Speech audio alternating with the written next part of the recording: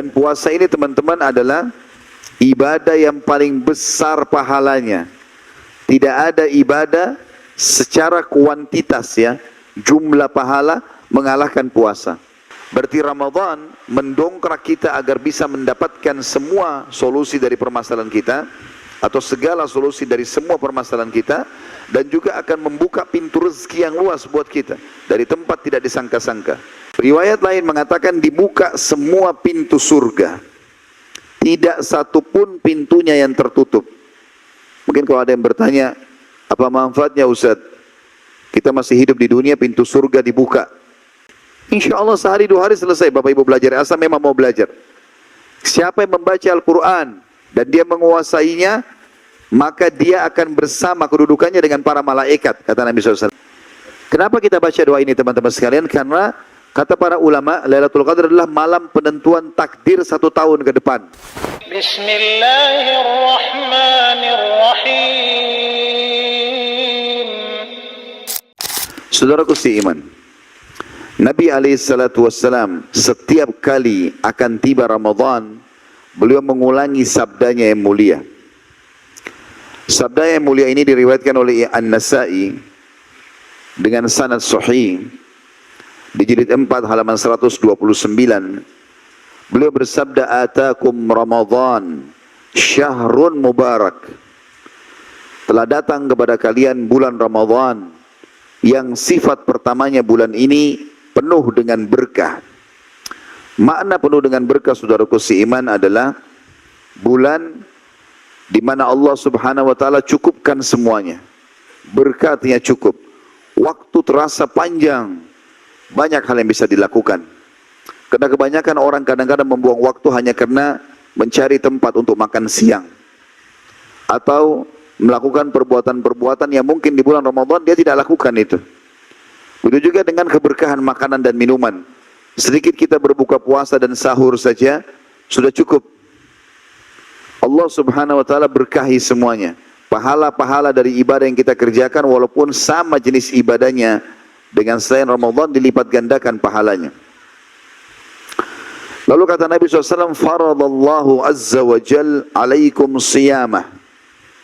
Allah telah mewajibkan untuk kalian berpuasa pada bulan Ramadan itu. Dan puasa ini target utamanya adalah pelatihan agar setiap orang di antara kita meningkat skill spiritualnya atau keimanannya. Itulah yang Allah sebutkan dalam surah Al-Baqarah, yang ayat ini pasti akan selalu dibaca oleh ustadz, kiai kita dengan tujuan mengingatkan umat Islam kembali. A'udzubillahi minasyaitonirrajim. Ya ayyuhalladzina amanu kutiba alaikumus siyamu kama kutiba alal ladzina min qablikum la'allakum tattaqun. Ini target utamanya akhir ayat. Hai orang-orang beriman, telah dibuatkan untuk kalian program puasa, peningkatan keimanan, syarat atau cara untuk meninggalkan kemaksiatan, sebagaimana telah dibuatkan untuk orang-orang kalian agar kalian mencapai tingkat ketakwaan. Takwa artinya patuh dan tunduk kepada Allah. Dan Allah telah menyebutkan tidak kurang dari 226 ayat atau potongan ayat tentang masalah ketakwaan ini. Dan orang yang bertakwa akan diberikan jalan keluar dari permasalahannya, akan diangkat, akan diberikan rezeki dari tempat tidak disangka-sangka, dilipat gandakan pahalanya, serta diampuni dosa-dosanya. 4 ayat berurut dalam surah At-Talaq menyebutkan masalah itu. Ayat keduanya di akhir ayat At-Talaq surah nomor 65 ayat 2, A'udzubillahi minasyaitonirrajim wa may yattaqillaha yaj'al lahu makhraja. Siapa yang bertakwa kepada Allah, Allah akan berikan makhraja. Kalau teman-teman pernah umroh atau haji, atau mungkin belajar bahasa Arab juga sama, tapi kalau pernah umroh dan haji, coba lihat tangga darurat untuk turun melarikan diri atau menyelamatkan diri di dalam keadaan kebakaran terjadi, liftnya mati. Ditulis dalam bahasa Arab mim kha ra jim, makhraj. Artinya jalan keluar di saat lagi sempit dan bermasalah. Dan Allah mengatakan di At-Talaq ayat 2, wa may yattaqillaha yaj'al lahu makhraja. Siapa yang bertakwa kepada Allah, maka Allah akan berikan jalan keluar dari semua masalah dia. Sementara target utama puasa tadi, la'allakum tattaqun, agar kalian mencapai tingkat ketakwaan. Berarti kau akan mendapatkan, hai muslim, jalan keluar dari setiap masalahmu. Ayat 3-nya, wa yarzuqhu min haitsu la yahtasib, dan Allah akan memberikan rezeki dari tempat yang ia tidak sangka-sangka. Selalu saja dengan ketakwaan, rezeki kita terbuka. Berarti Ramadan mendongkrak kita agar bisa mendapatkan semua solusi dari permasalahan kita, atau segala solusi dari semua permasalahan kita, dan juga akan membuka pintu rezeki yang luas buat kita dari tempat tidak disangka-sangka. Di ayat 4-nya, di akhir ayat Allah mengatakan, wa may yattaqillaha yukaffir anhu sayyi'atihi wa yu'dhim lahu ajra. Ayat keempatnya begini, wa may yattaqillaha yaj'al min amrihi yusra. Siapa yang bertakwa kepada Allah, Allah akan mudahkan segala urusannya. Ulama tafsir mengatakan relevansi antara ayat kedua At-Talaq dengan ayat keempat. Ayat kedua makhraja, jalan keluar. Ayat keempat yusra, kemudahan. Kata ulama, andai saja Allah cuma mengatakan makhraja, ada jalan keluar, tapi belum dirincikan seperti apa, mudah atau sulit. Misal orang sembuh tapi harus operasi dulu.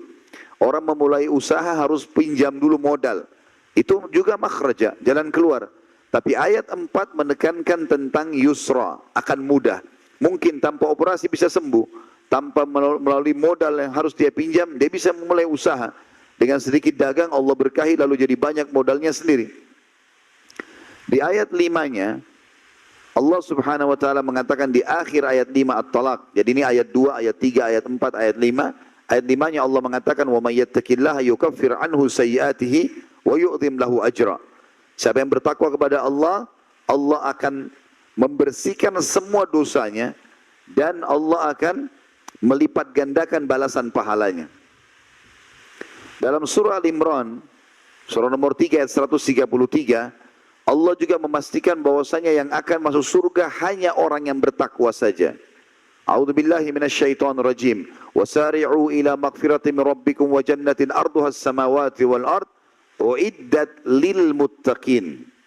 Akhir ayat uiddat lil muttaqin. Bergegaslah kalian kepada pengampunan Tuhan kalian, kalau punya dosa segera taubat, dan kejarlah surga yang luasnya seluas langit dan bumi yang dijanjikan hanya untuk orang-orang yang bertakwa. Jadi banyak sekali dalam agama ini keutamaan orang yang bertakwa, dan Ramadan kita sedang digodok untuk mencapai level itu. Bagaimana caranya Ustaz? Sederhana. Ikuti programnya. Kita akan jelaskan nanti amalan-amalan apa yang kita kerjakan di Ramadan supaya mencapai targetnya. Sayang sekali kalau kita kerja di satu kantor, kita diikutkan oleh kantor di sebuah lembaga pelatihan dengan tujuan agar skill kita naik, supaya kita bertambah ilmu, bisa meningkatkan penjualan misalnya, atau omset di perusahaan, atau di yayasan, atau meningkatkan apalah ya, kualitas pendidikan di lembaga pendidikan. Lalu kita tidak maksimalkan, datang ke tempat pelatihan hanya tidur saja, maka itu sayang sekali. Dan rugi dibayarkan orang seperti ini. Teman-teman sekalian, dilanjutkan hadis oleh Nabi SAW, tuftahu fihi abwabus sama. Pada Ramadan itu, selain dia bulan penuh dengan berkah, dan juga dia adalah diwajibkan berpuasa untuk mencapai tingkat ketakwaan, dikatakan dibuka seluruh pintu langit. Dan langit ada 7 lapis di atas kepala kita, semuanya punya pintu-pintu. Riwayat lain mengatakan dibuka semua pintu surga. Tidak satu pun pintunya yang tertutup. Mungkin kalau ada yang bertanya, apa manfaatnya Ustaz? Kita masih hidup di dunia, pintu surga dibuka. Kira-kira apa manfaatnya? Maka kita memberikan gambaran bahwasanya yang dimaksud sini, kata sebagian ulama, adalah dibuka pendaftarannya. Kayak misalnya satu perusahaan memasang spanduk atau kampus, dibuka pendaftaran untuk menjadi staf ataupun menjadi mahasiswa dari tanggal 1 Januari sampai 31 Januari. Dibuka pendaftaran. Ada orang, subhanallah, hanya lewat saja dan dia bilang, saya ingin kuliah di sini atau saya ingin kerja di sini, tapi nggak pernah daftar, maka tidak berguna. Begitu juga dengan orang tiba di Ramadan, tapi dia tidak pernah ikuti programnya, tidak daftar, maka tidak akan bermanfaat bagi dia. Jadi dibuka iklan resmi 1 Ramadan, insya Allah besok hari Senin tidak ada halangan, sampai akhir Ramadan. Itu dibuka pendaftaran bagi yang mau menjadi ahli surga. Lalu kata Nabi SAW, wa tughlaqu fihi abwabul jahim. Di Ramadan yang keempat, selain bulan berkah, selain juga Allah wajibkan puasa yang mencapai tingkat ketakwaan agar mudah semua urusan, diberikan rezeki dari tempat tidak disangka-sangka, dilipat gandakan pahala, dibersihkan dosa, juga dibuka pintu pendaftaran surga dan ditutup semua pintu neraka. Di dalam riwayat yang lain, hadis juga yang sahih riwayat Al-Bukhari, kata Nabi SAW, kalau tiba Ramadan, Allah mengutus malaikat untuk menyeru, walaupun kita tidak mendengarnya, tapi Nabi SAW menyampaikan itu. Wahai pelaku kebaikan, segera tingkatkan derajatmu di surga. Wahai pelaku keburukan, segera berhenti. Pelaku kebaikan karena pintu surga lagi dibuka, pelaku keburukan karena neraka lagi ditutup. Kalau teman-teman mungkin masih belum tersentuh tentang masalah surga dan neraka, apapun nikmat yang teman-teman rasakan di muka bumi ini, dari makanan yang enak, ya, pakaian yang nyaman, rumah yang nyaman, biologis kalau orang sudah menikah yang enak, dan segala macam hal kenikmatan ini, kata ulama itu adalah miniatur surga. Itu adalah contoh kecilnya surga. Di surga nanti akan terasa kenikmatan abadi. Kata Nabi SAW, siapa yang masuk ke dalam surga, maka tidak akan rusak bajunya, tidak akan habis masa mudanya, dan tidak akan pernah mengeluarkan ingus dan juga meludah, nggak ada lagi sakit, dan tidak akan mengeluarkan kotoran, buang air besar dan buang air kecil. Semua makanan dan minuman yang dimakan oleh ahli surga yang tidak dibutuhkan oleh tubuh mereka akan keluar dalam bentuk keringat yang lebih wangi dari kasturi. Siapa yang masuk ke sana, maka dia akan bahagia selamanya. Itu surga. Dibuka sekarang di bulan Ramadan. Kata Nabi SAW, siapa yang masuk surga, keperawakannya akan seperti Adam, 60 siku ke langit, 27,5 meter tinggi kita di surga nanti. Kata Nabi SAW, Adam AS 60 siku ke langit, dan manusia terus memendek sampai menjelang hari kiamat. Tapi hari kiamat nanti di kebangkitan kita akan dibangkitkan sama dengan tingginya Adam AS. Dan wajah mereka seperti Yusuf AS. Yang kata Nabi SAW, Yusuf AS telah diberikan sepertiga kegagahan dunia. Setiap orang melihatnya merasa sangat tertarik. Dan diberikan hati seperti Ayyub, Nabi Ayyub AS. Manusia yang tidak pernah berkeluh kesah. Semuanya hidupnya bersyukur. Baik dalam cobaan, apalagi kalau dalam keadaan nikmat. Kemudian juga ada hadis-hadis yang lain yang kata Nabi SAW, sesungguhnya ahli surga akan diberikan istana-istana yang megah, sampai seseorang di antara mereka tidak pindah dari satu sisi istananya karena nikmatnya itu selama 70 tahun, baru dia pindah ke sisi yang lain. Dia akan diberikan dayang-dayang, kata Nabi SAW. Ahli surga yang paling rendah akan diberikan pelayan 10.000 orang. 10.000 orang. Setiap pelayan membawa 2 nampan dari makanan. Maka ahli surga itu akan makan dari nampan pertama sampai nampan terakhir, kenikmatannya sama. Karena ahli surga tidak akan pernah merasakan lapar dan tidak akan pernah merasakan lagi kenyang. Mereka makan bukan karena lapar, mereka berhenti bukan karena kenyang. Kalau kita makan karena lapar, kita targetnya menghabiskan makanan, maka kenikmatan makanan jadi hilang. Tapi kalau kita dalam kondisi tidak lapar, kemudian kita juga tidak kenyang, ditawarkan mau makan apa Pak, mau makan apa Bu, kita mesti bisa milih. Oh saya mau makan ini, saya mau makan, karena dia bisa nikmati, perutnya nggak lapar. Begitu juga kalau orang kenyang, kalau kenyang dia nggak bisa makan lagi, kenikmatan makanan hilang. Kalau dia sudah makan 2 piring, dikasih lagi ayam bakar, dikasih lagi ini, dia nggak bisa makan lagi. Maka ahli surga, kata Nabi SAW, makan dari nampan pertama sampai nampan terakhir, semuanya kenikmatannya sama. Karena tidak ada lagi rasa kenyang. Setiap yang sudah tidak dibuka oleh tubuh keluar dalam bentuk keringat, keringat itu pun lebih wangi dari kasturi. Juga disebutkan dalam hadis yang lain, sesungguhnya ahli surga akan mendapatkan istana-istana yang istana tersebut mengalir di bawahnya sungai. Dalam banyak ayat Al-Quran tentang surga dikatakan tajri min tahtiyal anhar, mengalir di bawahnya sungai. Tapi jangan dibayangkan seperti sungai kita ini. Karena disebutkan oleh Ibnu Abbas radhiyallahu anhu, sungai-sungai di surga bukan seperti yang kalian bayangkan, tapi air yang mengalir tidak menyentuh tanah dan tidak tertumpah ke sana sini. Sehingga dia berada di atas sana, dan setiap ahli surga ingin meminum sesuatu atau sedikit darinya, maka dengan sendirinya dia hanya niat ingin minum, akan ada piala atau gelas atau canteng yang akan tersentuh ke air tersebut, lalu datang sendiri kepada dia, kemudian dia minum. Dan Allah memuji wadah-wadah ini sambil mengatakan, sungguh benar-benar sudah diukur dengan takaran yang tepat untuk mulutnya ahli surga, untuk kadar minuman yang keluar darinya. Kenikmatan yang abadi, yang luar biasa. Kalau kita ingin sebutkan tentang surga ini, tidak akan pernah habis bahasannya. Tapi teman-teman kalau ingin lebih jauh, bisa menonton ceramah kami di YouTube, judulnya Membedah Buku Rasulullah SAW Cerita Tentang Surga dan Neraka. Saya sudah bicara 32 atau 33 pasal tentang surga dan juga tentang neraka. Intinya surga kenikmatan abadi yang sulit untuk digambarkan. Dan salah satu puncak kita bisa mendapatkan surga adalah dengan datangnya Ramadan, dibuka pendaftarannya.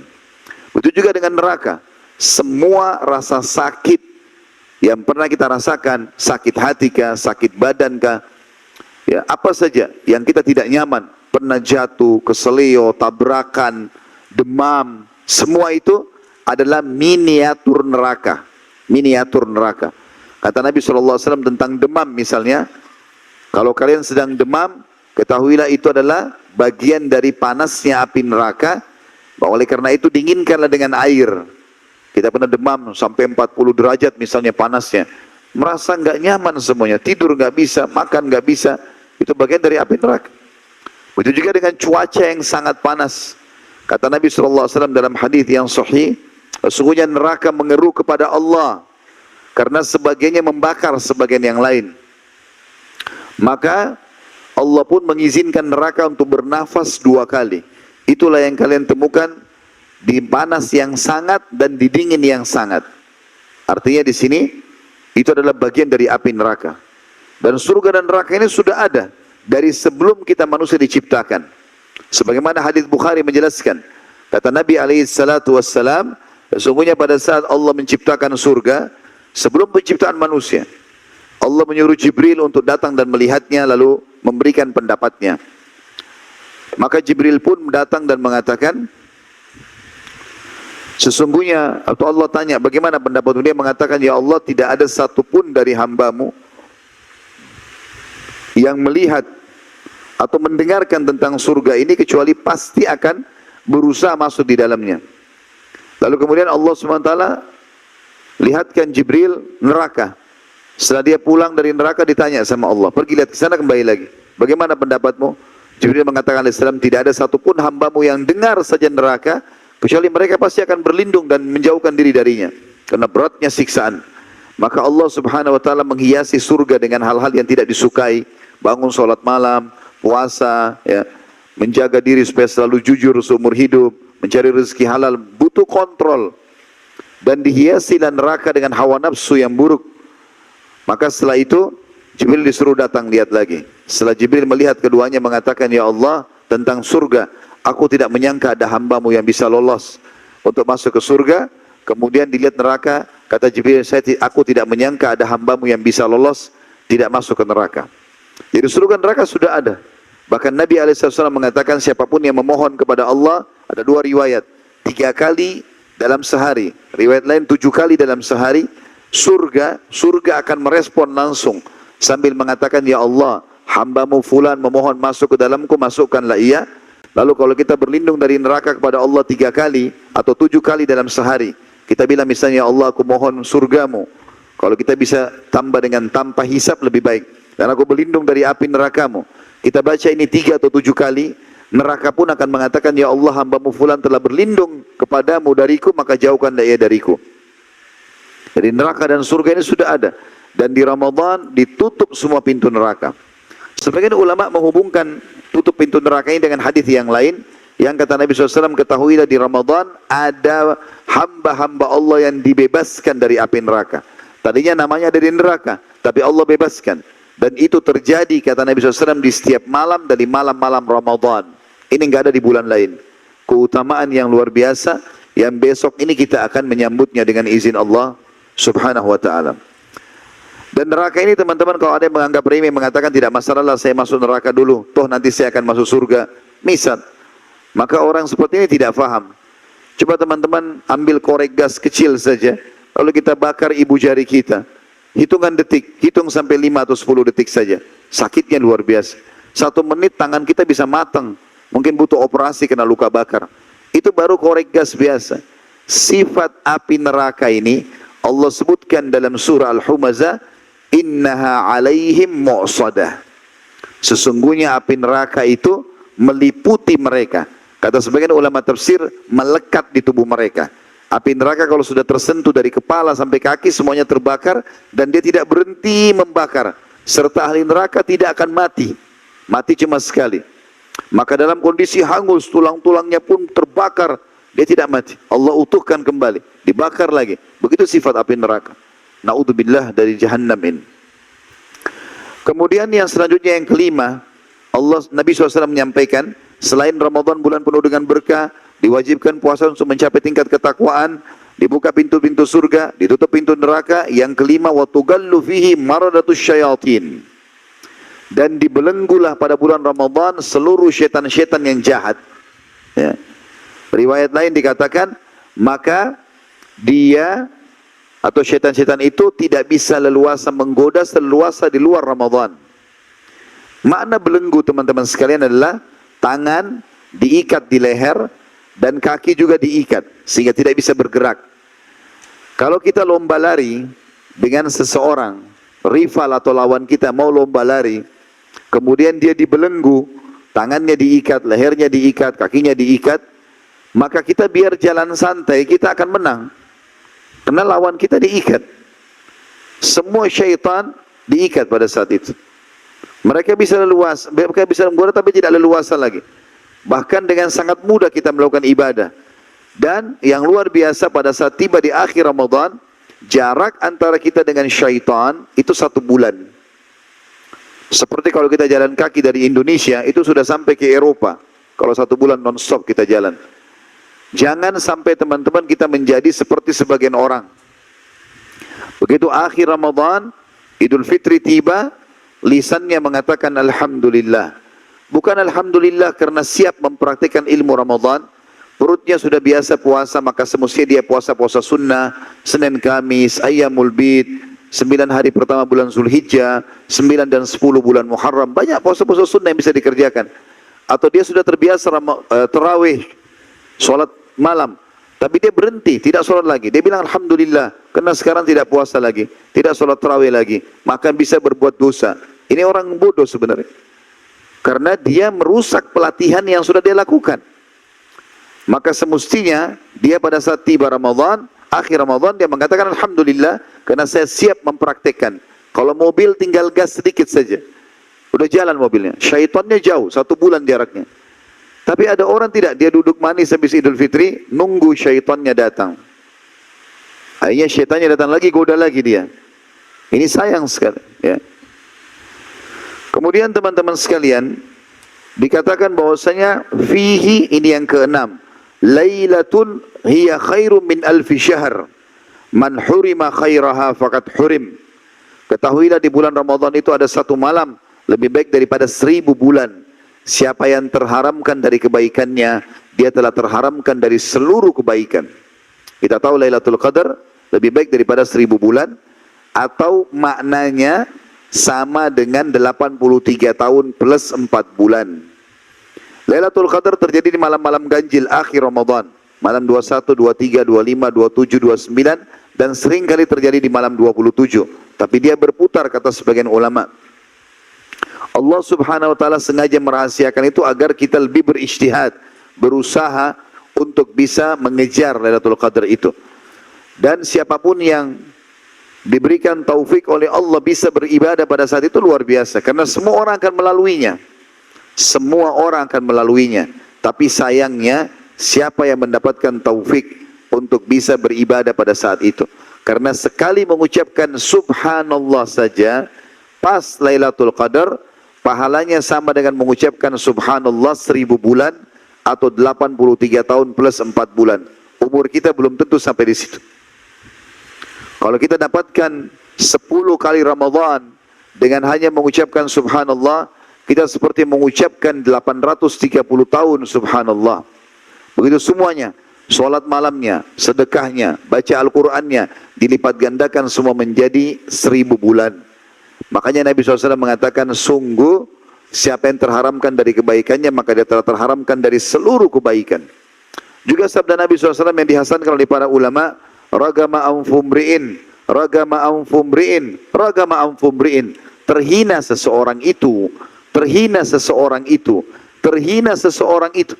Lalu kemudian para sahabat kaget, kenapa Rasulullah SAW ulangi 3 kali nih? Siapa ya Rasulullah yang Anda maksudkan itu? Kata Nabi SAW, siapa yang mendapatkan kedua orang tuanya masih hidup, kemudian belum mengampuni dosa-dosanya, dia tidak sempat berbakti pada orang tua sampai orang tuanya mati. Dan siapa yang mendapatkan Ramadan, sampai Ramadan itu pergi, sementara dosa-dosanya belum diampuni. Jadi Ramadan adalah bulan yang suci, yang mulia, yang semestinya setiap orang di antara kita menjaga amal-amal dan memperbaiki amal-amal dan mempersiapkan diri agar kita bisa mendapatkan yang terbaik di bulan Ramadan.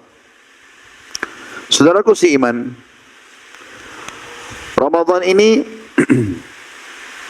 dianjurkan sekali mengerjakan beberapa perbuatan-perbuatan amal soleh. Yang paling pertama sendiri adalah puasa itu. Puasa adalah amal yang sangat luar biasa. Dan saya sedang membedah buku ini ya. Saya baca dari buku sini tapi saya tambahkan dengan beberapa kisah. Risalah Puasa Nabi ditulis oleh Syekh Muhammad bin Saleh Al-Bunaji dan Syekh Abdullah As-Saleh. Nah, yang pertama sekali adalah puasa. Dan puasa ini teman-teman adalah ibadah yang paling besar pahalanya. Tidak ada ibadah secara kuantitas ya, jumlah pahala mengalahkan puasa. Disebutkan dalam sebuah hadis yang sahih, tentang dalilnya adalah hadis diriwayatkan oleh Bukhari Muslim. Kata Nabi SAW, kullu amal ibn Adam lahu. Semua amal ibadahnya anak Adam untuknya. Makna lainnya adalah sudah ditentukan kadar pahalanya.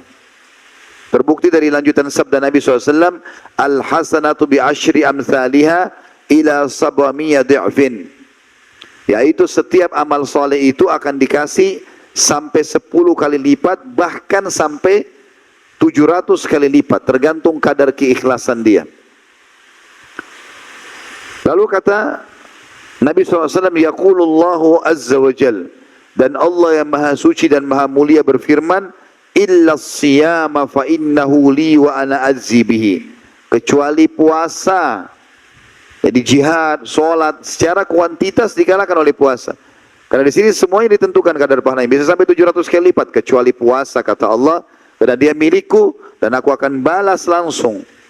Sebabnya taraka syahwatahu wa ta'amahu wa syarabahu min ajli. Karena dia meninggalkan syahwatnya, dia meninggalkan makanan dan minumannya karena aku. Lisaimi farhatan. Orang yang puasa akan diberikan 2 kebahagiaan dan kegembiraan. Farhatun inda fitrih.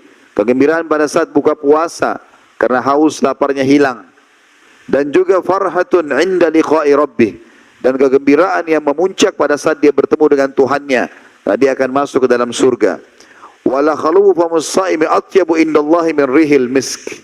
Dan bau mulutnya orang yang puasa lebih wangi di sisi Allah daripada bau kasturi. Agar mendapatkan pahala yang besar tadi, kita dianjurkan oleh Nabi SAW untuk mengikuti dengan 2 syarat supaya pahalanya maksimal. Hadits Bukhari Muslim menjelaskan masalah itu. man shama ramadhana imanan wahtisaba ghufira lahu ma taqaddama min dzambi. Siapa yang melaksanakan puasa Ramadan karena dua hal. Yang pertama, keimanan. Dia yakin ini Allah yang perintah. Bukan puasa karena tidak enak sama temannya, nggak enak sama pasangan hidupnya, nggak enak sama orang tuanya, nggak enak sama atasannya, lingkungannya, nggak. Ada orang, nggak ada orang saya puasa. Itu namanya keimanan. Dan untuk mendongkrak iman kita butuh ilmu, belajar ya seperti kita lakukan sekarang. Oh ini keutamaannya ya, saya dapat ini, dapat itu, maka kita jadi mau melakukan. Syarat yang kedua, ihtisab, mengejar pahalanya. Orang kalau kejar pahala nggak pernah jenuh. Saya kasih contoh kalau orang pergi haji, Bapak Ibu sekalian. Haji itu biayanya mahal, waktu yang diluangkan lama ya. Kemudian juga jaraknya jauh, udaranya seringkali panas ya di musim haji. Tapi subhanallah, kalau orang ikhlas karena ingin mengejar pahalanya, biar capek, biar sempat sakit, mungkin masuk rumah sakit di sana, biayanya besar, tetap kalau pulang haji ditanya, mau haji lagi nggak? Jawabannya iya. Orang kalau mengharap pahala, nggak pernah jenuh. Habis Ramadan karena mau puasa lagi, mau, semangat. Orang sudah pernah pergi jihad, tahu pahalanya, mau jihad, walaupun badannya sudah luka. Karena orang mengharapkan pahala itu. Maka kata Nabi SAW, siapa yang berpuasa Ramadan karena keimanan dan mengharapkan pahalanya, dibersihkan semua dosanya yang lalu. Tentu di sini dua orang syekh yang sedang menyusun buku ini, Syekh Muhammad bin Shalih Al-Munajjid dan Syekh Abdullah As-Salih. Mereka berdua mengatakan dalam tulisan ini, tentu saja pahala yang besar ini tidak diberikan kepada orang yang hanya menahan diri dari makan dan minum saja, namun diperuntukkan bagi orang yang benar-benar mengaplikasikan nilai-nilai puasa. Sebagaimana sabda Rasulullah SAW dalam hadis Bukhari, "Man lam yada' qaula az-zuri wal 'amala bihi, falaysa lillahi hajatun fi an yada'a ta'amahu wa syarabah." Barang siapa yang tidak menahan diri dari ucapan dusta dan berbuat dusta, menipu, sumpah palsu, sementara puasa, maka tidak ada hajat bagi Allah sedikit pun menerima puasanya, meskipun ia menahan diri dari makan dan minum. Artinya, tidak hanya cukup orang menahan lapar dan haus, tapi harus tahu tidak boleh diikuti dengan kemaksiatan. Juga riwayat yang lain, riwayat Bukhari Muslim, kata baginda Nabi SAW, as-sawmu junnah, puasa itu perisai. Riwayat Imam Muslim yang lain, kajunnati ahadikum minal kital, seperti perisai kalian yang besi bulat yang kalian gunakan untuk berlindung pada saat berperang dari api neraka. Fa idza kana yauma shaumi ahadikum, oleh karena itu supaya puasamu diterima, pahalanya maksimal, bisa membersihkan dosa, bisa jadi perisai dari api neraka, maka fala yarfuth, jangan kalian rafath. Rafath itu mengucapkan kalimat syahwat, sayang, cinta, rindu, bukan pada pasangan halal. Kalau suami istri boleh, tapi kalau selain ini tidak boleh. Puasa mentraining kita supaya terbiasa tidak mengucapkan kalimat yang indah ini kepada tempat yang salah. Kalau pada pasangan suami istri dibolehkan. Wala yafsuk, jangan dia berbuat kejahatan apapun. Wala yajhal, jangan menyia-nyiakan waktu, berbuat kebodohan. Supaya bisa dari perisai dari api neraka, nggak boleh buang-buang waktu, sia-siakan pada hal yang tidak ada gunanya. Ada orang puasa dari pagi sampai menjelang maghrib tidur terus. Bangun cuma sholat, tidur lagi. Puasanya cuma 1 jam. Puasa bukan untuk bermalas-malasan. Awal diperintahkannya puasa Ramadan tahun 2 Hijriah. Ya. Dan itu pas dipuasakan, diperintahkan puasa Ramadan. Pada saat itulah diperintahkan juga oleh Allah perang Badr. Dan sahabat berpuasa pada saat itu, dalam kondisi berperang. Puasa bukan untuk bermalas-malasan. Sekarang ini syaitan, besok mungkin Ramadan dia akan dibelenggu. Sekarang dia akan gencar menanamkan persepsi negatif. Puasa 1 bulan, nanti haus gak ya? Lapar gak ya? Nanti capek gak ya? Selalu persepsi negatif. Gak ada semua itu. Innamal a'malu binniyat, sesuai dengan niat kita. Kita biar tidak sahur, teman-teman tidak sempat sahur. Kalau niat mau puasa, sugestinya kuat, sampai buka puasa juga tidak haus, tidak lapar. Tapi kalau orang dasarnya makan, sahur, kemudian dia sudah sugestinya niatnya hanya kayaknya jam 11 sebentar saya haus nih. Haus bener nanti. Ya. Tergantung niatnya. Allah Subhanahu wa taala membuat niat itu sangat kuat. Makanya Allah taruh niat dalam hati. Hati ini rajanya tubuh. Apa yang dia perintahkan seluruh tubuh ikut. Kita kalau niat besok saya puasa, maka seluruh otak kita akan mengirim sinyal ke tubuh, semua puasa. Maka kita bisa bertahan. Seperti itulah. Maka kata Nabi SAW, فَإِنْ سَابَهُ أَحَدٌ فَلْيَقُلْ إِنِّي امْرُؤٌ صَائِمٌ. Oleh karena itu kalau seandainya ada orang yang mencaci maki dia, mengajak bertengkar, berkelahi, bilang, saya sedang berpuasa. Maknanya, saya sedang ikut program perbaikan diri dengan puasa. Saya nggak akan ribut-ribut, nggak akan berantem, nggak akan buat kejahatan, nggak akan dusta. Sebulan kita dilatih untuk itu. Bagaimana kita nggak capek ketakwaan ini? Sudah digodok ibadah, puasa siang hari, malamnya sholat, ya. Kemudian kita juga dilarang buat ini dan itu selama sebulan. Tentu kita semestinya menjadi orang yang sangat luar biasa. Kalau Ramadan saja teman-teman sekalian kita nggak jadi orang baik, kira-kira kapan kita jadi orang baik? Kalau Ramadan kita tidak puasa, kira-kira kapan kita puasa? Kalau Ramadan kita tidak tarawih, baca Quran, bersedekah, berzikir, hadir majelis ilmu, kira-kira kapan kita lakukan? Sementara seluruh dunia lakukan itu dari kaum muslimin. Kita ke Eropa, kita temukan muslim sama, siang hari puasa, malamnya tarawih. Mereka sibuk bersedekah, baca Quran. Kita ke Timur Tengah sama, kita ke Asia Tenggara sama, kita ke Australia sama, semuanya sama. Ke Afrika juga sama. Maka kalau saat itu semua umat Islam lagi berbuat baik, kita tidak baik, kira-kira kapan kita baik? Ini kesempatan emas. Sayang sekali, terutama generasi muda saya ingatkan teman-teman sekalian. Kesempatan hadir di masjid, rumah Allah. Kalau Allah mudahkan seperti di kecamatan Anda ini ada masjid seperti ini rumah Allah. Jangan dibiarkan kosong, kesempatan. Kata Nabi SAW, siapa yang datang ke masjid, maka Allah siapkan satu istana di surga. Dan siapa yang pulang dari masjid, habis sholat, maka disiapkan satu istana di surga. Ini bukan di pusat kota Pekanbaru dikasih istana. Dikasih istana di surga. Hanya pergi sholat, pulang, dapat 2. Satu hari 5 sholat, berarti 10 istana setiap hari. Kenapa sholat di rumah ini? Kenapa enggak sholat di masjid? Kata Nabi SAW, maukah aku tunjukkan kalian amal yang paling cepat mengangkat derajat di surga? Kata para sahabat, tentu ya Rasul. Kata Nabi SAW, perbanyak langkah-langkah menuju ke masjid. Langkah. Ketahuilah setiap langkah, kata Nabi SAW, satu langkah mengangkat derajat di surga, langkah yang lain mengampuni dosa. Belum lagi sholat berjamaahnya. Yang kata Nabi SAW, sholat berjamaah itu dibandingkan dengan sholat sendiri, perbandingannya 27 derajat.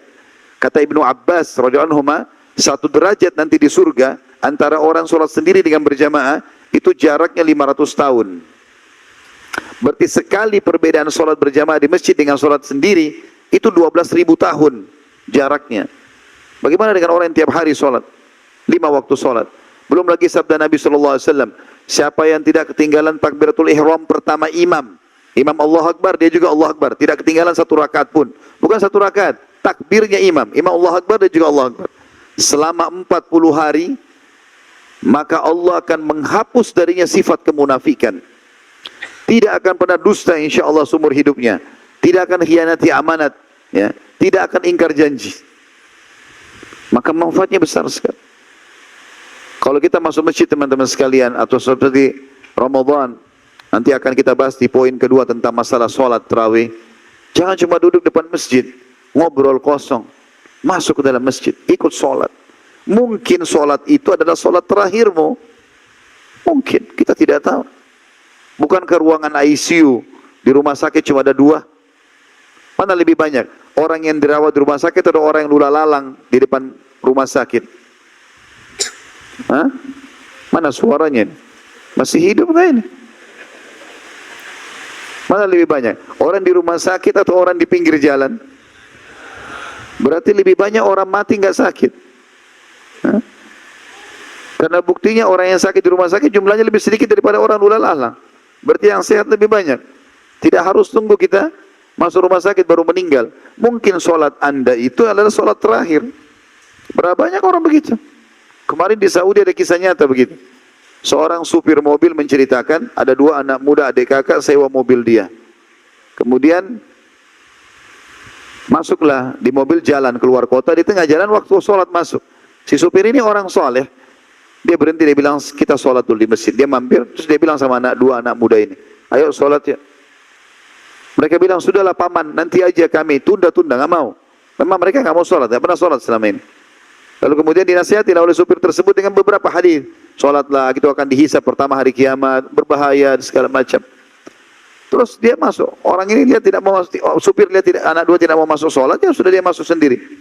Rupanya si kakak ini bilang sama adiknya, sepertinya tadi yang disampaikan paman itu benar. Ayo kita sholat. Kata adiknya, baiklah. Sholatlah mereka. Pas ikut sholat, subhanallah, begitu salam, semua orang salam kecuali si kakak dari dua orang adik kakak ini. Si kakaknya tetap sujud. Waktu disentuh jatuh, sudah meninggal dunia. Adiknya sampai nangis-nangis. Mengatakan, alhamdulillah kakak saya sempat sholat, walaupun cuma sekali. Mungkin dengan itu Allah ampuni dosanya. Jangan sia-siakan ini. Kata beliau, wahai hamba Allah, jika anda tengah berpuasa, maka puasakanlah juga pendengaran, penglihatan, lisan, dan seluruh anggota badan anda. Jangan samakan antara hari berpuasa anda dengan hari-hari lainnya. Yang kedua, setelah puasa adalah sholat tarawih. Sholat tarawih, qiyamul lail, qiyamul Ramadan, tahajud, sama. Ini istilah untuk sholat malam. Cuma di Ramadan diistilahkan dengan sholat tarawih. Tarawih artinya santai. Karena kita setelah ba'diyah isya udah bisa tahajud. Kalau hari-hari lain kita dianjurkan tidur dulu baru kemudian sholat, gitu kan? Di akhir malam. Yang kita kerjakan setelah ba'diyah isya cuma witir yang dalam riwayat. Tapi tahajudnya di akhir malam. Cuma khusus Ramadan untuk mempermudahkan agar semua umat ini minimal tercatat dalam buku amal mereka setahun sekali mereka pernah tahajud, dimajukan oleh Allah Subhanahu wa taala. Dimudahkan. Habis ba'diyah isya kita masih segar. Tinggal sholat beberapa rakaat. Keutamaannya adalah disebutkan dalam hadits Bukhari Muslim, man qama ramadhana imanan wa ihtisaba, ghufira lahu ma taqaddama min dzambi. Siapa yang mendirikan sholat malam Ramadan karena keimanan tadi ya, bukan karena ajakan teman, bukan gak enak sama atasan, gak enak sama lingkungan, tapi karena Allah. Ada orang, gak ada orang, kita sendiri pun kita sholat dan mengharapkan pahalanya, dibersihkan dosa-dosanya yang telah lalu, kesalahan semua diputihkan. Dan sangat dianjurkan teman-teman sekalian untuk tinggal bersama imam. Tinggal bersama imam. Usahakan sampai imamnya selesai. Tentu sholat 11 rakaat dengan 23 rakaat semua sunnah Nabi SAW. Tidak usah berselisih dalam pendapat masalah ini. Nabi SAW mengerjakannya 11 rakaat, tapi beliau pun pernah bersabda, qiyamul lail matna matna. Sholat malam 2 rakaat itulah sebabnya kenapa Umar bin Khattab mengerjakan sampai 23 rakaat. Dan sampai hari ini di masjid yang mulia, Masjid Haram Mekah dan Masjid Nabawi di Madinah dikerjakan sampai 23 rakaat. Tentu ini sunnah, jumlah minimal 2 rakaat. Tapi usahakan kita cari masjid yang masjid itu mengerjakan jumlah yang kita inginkan. Ada sedikit alasannya tentang masalah ini. Misalnya kita ingin 11, cari masjid yang 11, 23, 23. Bukan karena membeda-bedakan ya. Tapi ada hadisnya begini. Kata Nabi SAW, dan ini ditulis oleh dua syekh ini, beliau mengatakan, wahai saudaraku, sebaiknya engkau menyempurnakan sholat tarawih bersama imam, agar engkau termasuk orang-orang yang menghidupkan Ramadan semalam suntuk. Hadisnya, hadis diriwayatkan Abu Dawud, Tirmidzi, An-Nasai dan Ibnu Majah. Kata baginda Nabi SAW, man qama ma imami hatta yansarifa, kutiba lahu qiyamul lailah. Siapa yang sholat tarawih di malam hari Ramadan bersama imamnya sampai imamnya bubar, sampai rakaat witir terakhir, ya, maka dicatatkan baginya sholat semalam suntuk. Seperti dia habis maghrib, sholat 2 rakaat, salam. Berdiri lagi, sholat 2 rakaat, salam, sampai subuh. Itu berat sekali. Tapi kita bisa dapatkan pahalanya hanya sholat tarawih bersama imam sampai imam bubar. Ini garis bawah ini. Jadi jangan buru-buru pulang ke rumah, gitu kan? Kita kerjakan bersama imam. Dan saya sudah bilang tadi, tarawih adalah qiyamul lail juga. Artinya kalau sudah tarawih nggak apa-apa nggak tahajud. Tapi kalau ada orang mau tahajud itu haknya dia, karena sholat sunnah boleh saja dia lakukan. Walaupun ada khilaf di antara ulama. Tapi di Masjid Haram Mekah dan Masjid Nabawi di Madinah, di 10 terakhir Ramadan, itu ada tarawih 20 rakaat, witirnya ditunda di akhir malam, 20 rakaat, nanti jam 12 malam ke atas, ada lagi sholat 11 atau 13 rakaat. Jadi di Mekah sama Madinah itu hampir 33 rakaat setiap malam di akhir Ramadan. Ada tarawih, ada lagi ditambah dengan qiyamul lail, tergantung orang mau tambah pahala. Yang ketiga teman-teman sekalian adalah perbanyak sedekah. Keluarkan harta, terutama Ramadan. Jadikan momentum ini adalah momentum yang sangat tepat untuk supaya kita bisa meraih pahala sedekah. Dan sedekah ini pangkal kaya. Semalam sudah kita bahas masalah itu dengan judul kayalah dengan sedekah. Kalau orang kapitalis mengatakan menabung pangkal kaya, orang Islam mengatakan sedekah pangkal kaya. Dan tidak akan pernah bisa ketemu. Nabung artinya tidak keluarkan, sedekah artinya keluarkan. Tidak bisa ketemu konsep kita sama mereka. Makanya saya tadi malam tekankan dan saya ingatkan kembali. Mungkin ada di sini jemaah yang tidak sempat hadir. Mulai sekarang jangan belikan anak-anak kita celengan, suruh mereka nabung. Tapi kasih uang jajan, bilang kalau ada temanmu di sekolah tidak punya makanan, belikan. Ada kotak amal masjid, masukkan. Bantu kalau ada orang miskin di pinggir jalan, latih dia bersedekah. Karena sedekah pangkal kaya. Begitu memang dalam hadits Bukhari. Kata Nabi SAW, Allah berfirman, Yaqulullahu ta'ala, Ya ibna Adam, anfik unfik alaik. Wahai anak Adam, berinfak di jalanku, aku akan berinfak kepadamu. Dalam hadis Bukhari yang lain, Ma naqassa malu min sadaqah. Tidak akan berkurang harta seorang hamba karena sedekah. Tidak mungkin. Bertambah ia. Ada sebuah hadis diangkat oleh penulis di sini, riwayat Tirmidzi. Kata Nabi SAW, Afdalus sadaqati sadaqatu fi Ramadan. Sedekah yang paling afdal adalah di bulan Ramadan. Hadis ini tentu sebagian ulama melemahkannya, tapi di sini penulis pengangkatnya. Dan hadis yang sahih adalah Rasulullah SAW sangat dermawan, dan beliau lebih dermawan lagi di bulan Ramadan. Dan itu hadis yang sahih diriwayatkan Imam Bukhari Muslim. Beliau lebih suka lagi bersedekah di bulan Ramadan. Di antara sedekah yang sangat besar pahalanya di bulan Ramadan adalah memberikan makan orang, terutama membuka puasakan orang. Memberi makan kepada orang ini pahalanya sangat besar. Ya. Di dalam sebuah hadis yang diangkat oleh penulis riwayat Tirmidzi dengan sanad hasan, baginda Nabi SAW bersabda, Ayyuma mu'minin at'ama mu'minan ala ju'in, at'amahu Allahu min thimaril jannah, wa man saqa mu'minan ala dhama'in, saqahu Allah min rahikil makhtum. Siapa saja di antara orang mukmin yang memberi makan saudaranya sama mukmin yang lapar. Tentu orang kalau puasa, pada saat buka puasa lapar. Niscaya Allah akan memberinya buah-buahan surga.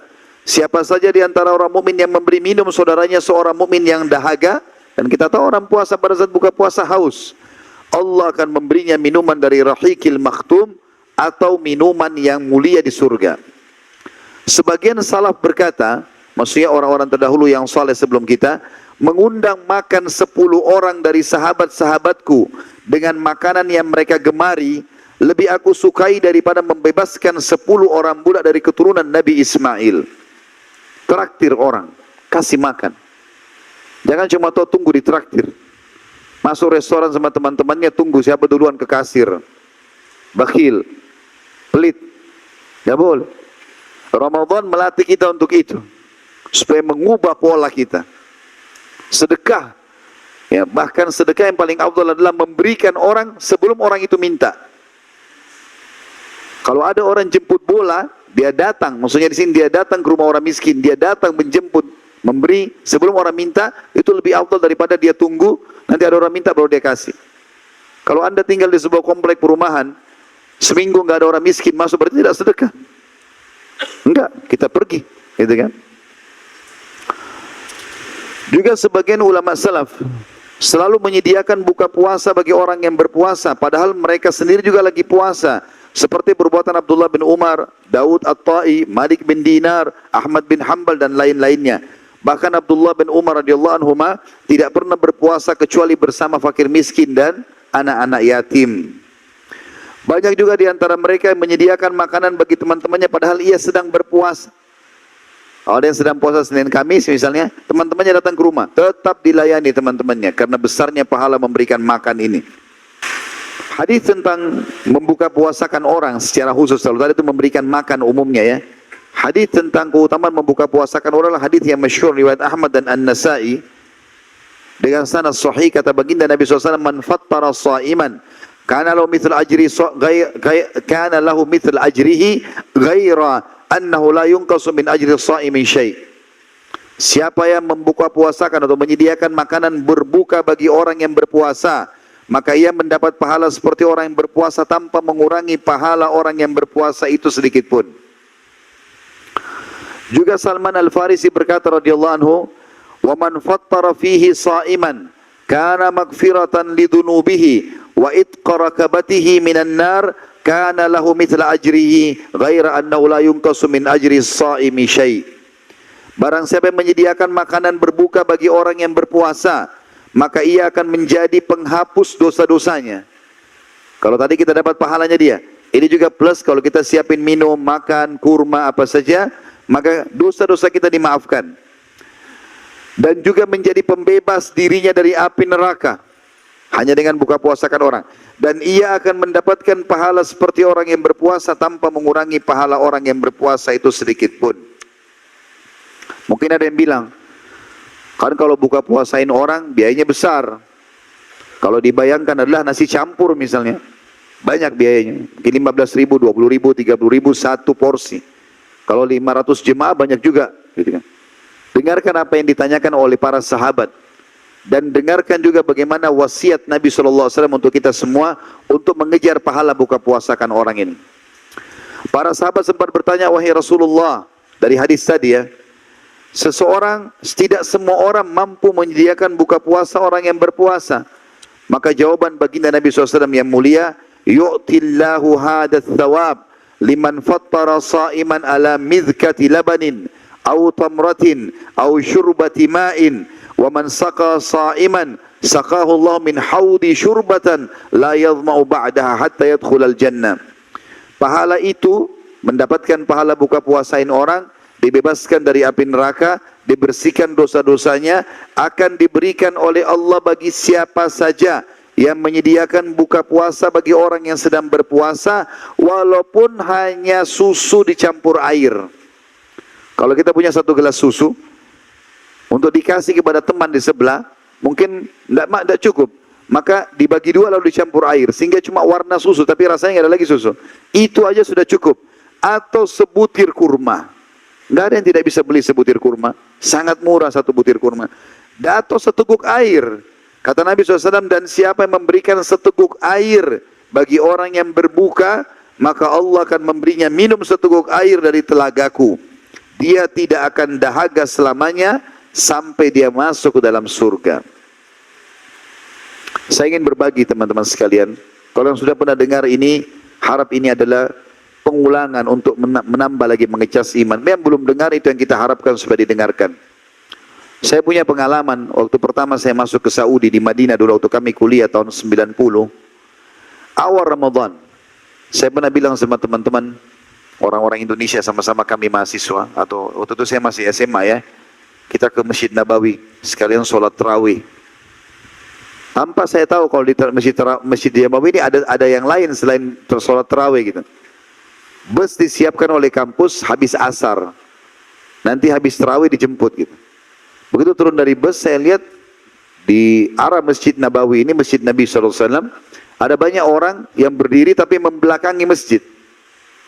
Jadi mengarah ke orang-orang yang datang. Tapi jumlahnya banyak, bukan satu dua orang. Penuh di situ, banyak sekali. Yang terjadi adalah, waktu saya turun, saya bertanya-tanya, kenapa orang-orang ini belakangi masjid? Kalau satu orang, dua orang mungkin tunggu temannya, tapi ini banyak. Berjejer mereka gitu. Saya terus jalan mendekati mereka karena tujuannya masjid. Tidak ada satupun yang membuka jalan. Seperti mereka buat pagar betis, ya. Saya begitu mau pamit jalan, tiba-tiba saya dipeluk sama salah satu mereka. Teman-teman saya juga pada dipelukin gitu. Saya lihat wajahnya orang ini, saya nggak kenal siapa ini, main peluk-peluk aja. Maka begitu saya lihat wajahnya, dia bisikin kuping saya. Tentu laki-laki ini ya, perlu dijelaskan. Allahu a'lam, mungkin di saf perempuan, mungkin perempuan juga. Tapi ini dia bisikin kuping saya, dia mengatakan, "Akhi, saudaraku, tolong buka puasa di tempat saya." Ini perkataan mereka. Saya sampai tetesin air mata waktu itu, subhanallah. Dia mohon sama kita supaya buka puasa di tempatnya. Ternyata di dalam Masjid Nabawi, kayak masjid ini misalnya, itu sampai sekarang. Mereka turun-temurun dari kakek-kakeknya dulu. Sudah diblok tuh. Saf pertama ini keluarganya si fulan, saf kedua keluarga fulan. Kita nggak bisa masuk lagi. Di dalam itu, kalau ayah sama anak atau kakak sama adik, si ayah atau si kakak lagi nata di dalam. Plastik, namanya sufra dalam bahasa Arab.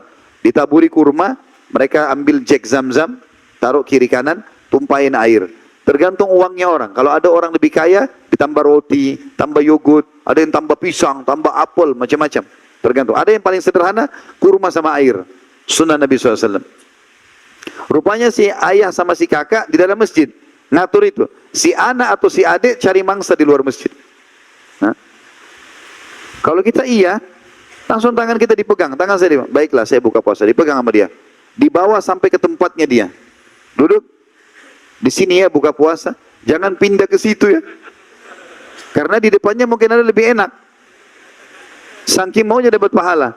Kamu udah tahu tempat kami ya. Besok kalau datang masjid sini, sini lagi buka puasa ya. Begitu luar biasa. Berlumba-lumba cari pahala. Itu kita kalau lagi dipeluk sama dia nggak dilepas sampai dia punya mangsa lain. Kalau ada orang lain kita sudah enggak, saya sudah janji sama orang. Dia nggak lepas, tolonglah sampai dia ada orang lain dia bisa peluk lagi. Begitu luar biasa. Coba bandingkan sama kita di Indonesia. Ya. Pak RT sudah kasih jadwal. Hari pertama Ramadan keluarga ini. Hari kedua keluarga ini. 1 bulan mungkin cuma dapat 2 kali giliran. Ya. Begitu tiba gilirannya masih dia tanya, sudah giliran saya ya?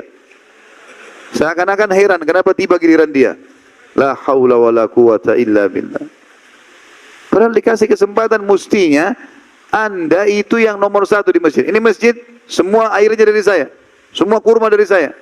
Orang lain tidak ada kesempatan masuk. Memang orang bersaing dalam kebaikan. Kan buka puasain orang butuh duit Ustaz. Murah. Murah sekali buka puasa itu.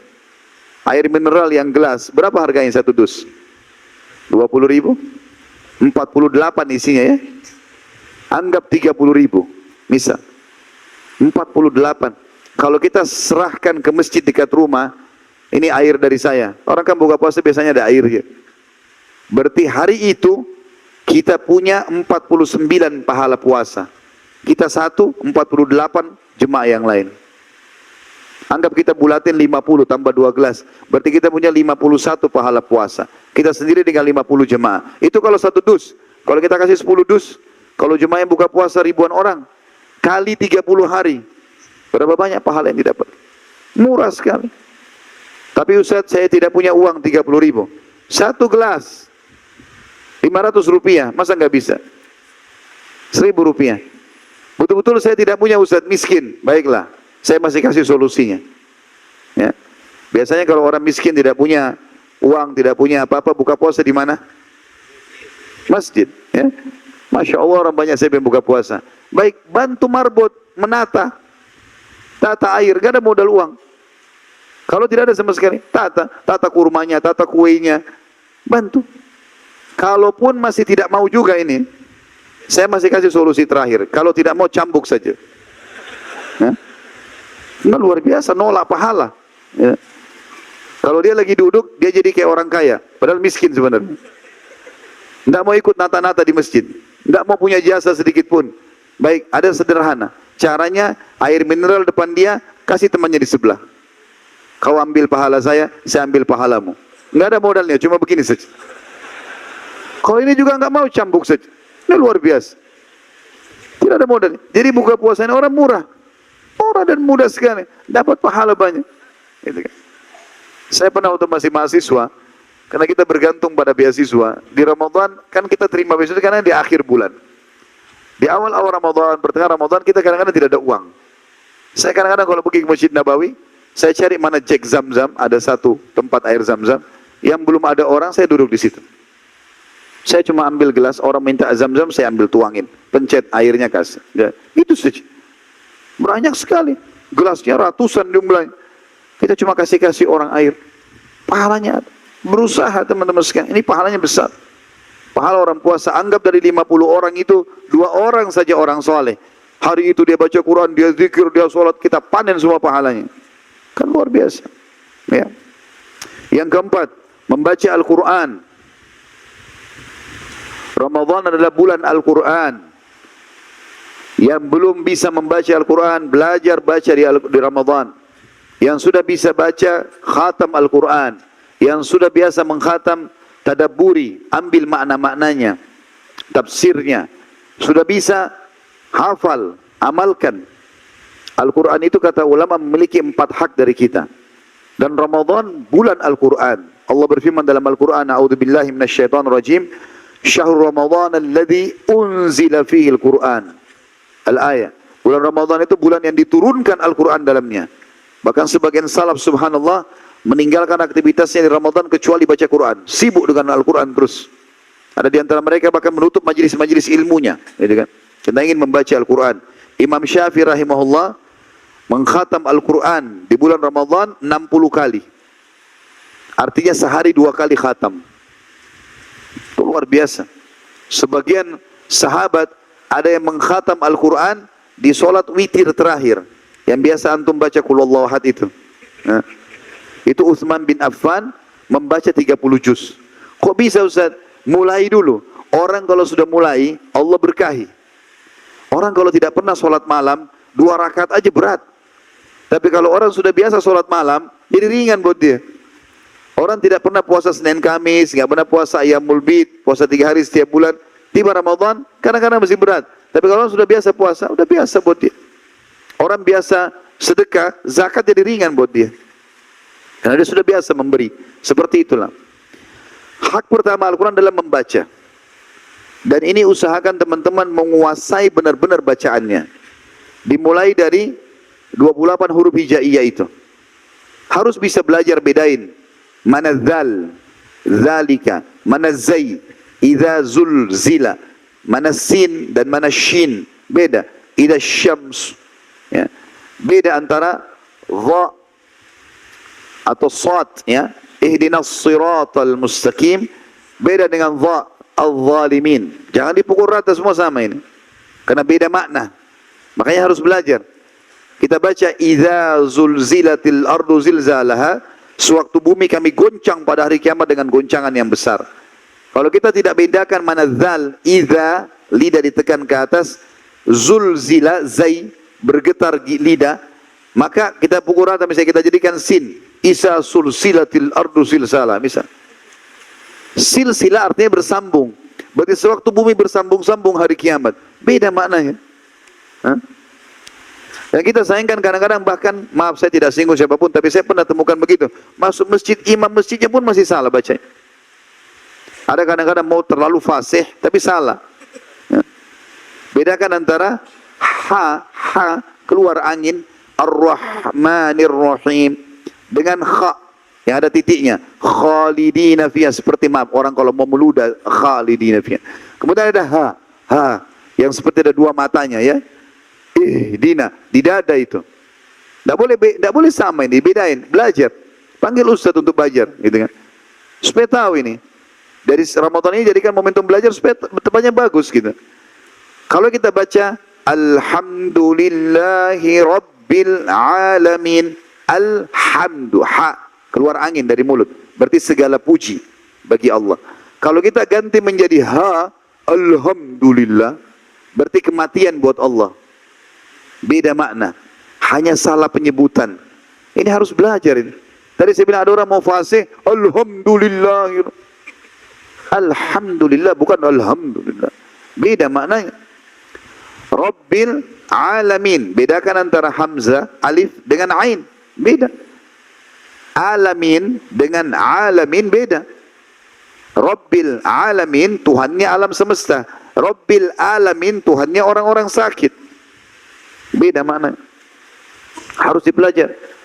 Kata Nabi SAW dalam hadis yang sahih riwayat Bukhari Muslim, siapa yang membaca Al-Quran dan dia menguasainya, tajwidnya, kapan dia mendengung, gunna, kapan tidak mendengung, kapan dia disembunyikan hurufnya, ikhfa, kapan dia harus diganti dengan huruf yang lain, dan seterusnya. Ini ada ilmunya sendiri, dipelajari, tidak lama.